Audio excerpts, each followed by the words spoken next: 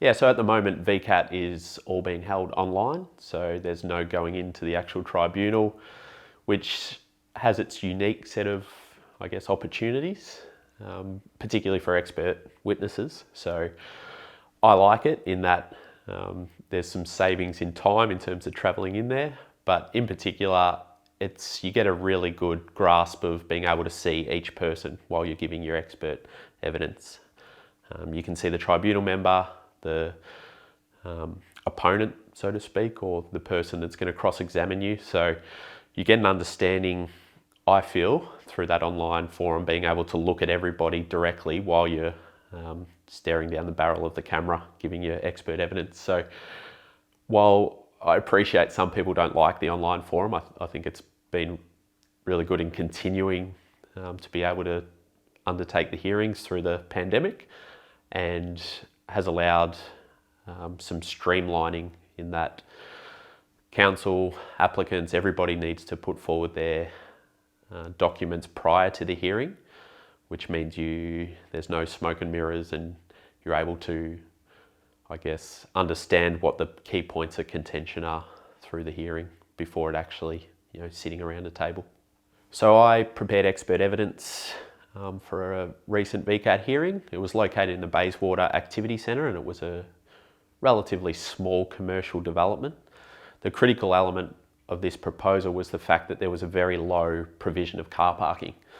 So where the statutory rate requires 3.5 spaces per 100 for shop and 3 spaces per 100 for office, the rates that were being provided were less than 1 space per 100.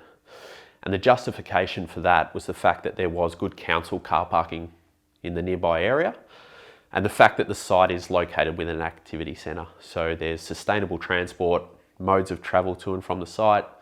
There's other land uses which complement the proposed development. And there's also an opportunity for staff to not need to drive to the site.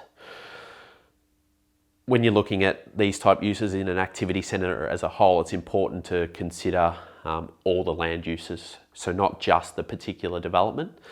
And in this case, my opinion was that it was reasonable to have a very low car parking provision rather than the statutory rate because of those factors. The availability of other car parking, sustainable transport modes available. So in this case, there was a railway station and bus routes, and then staff in this area, if they hadn't driven to work, they were able to access cafes, restaurants, supermarkets without the need for a private car.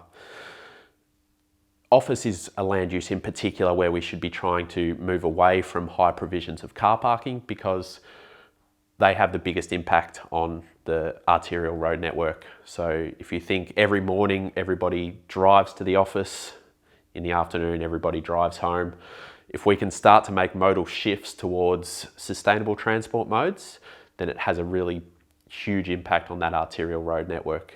In this case, we actually got a decision on the spot, which is, I guess, not necessarily a usual outcome, but the tribunal member was satisfied that the car parking overflow could be accommodated with the surrounding car parking resources, and set aside council's refusal and granted a permit.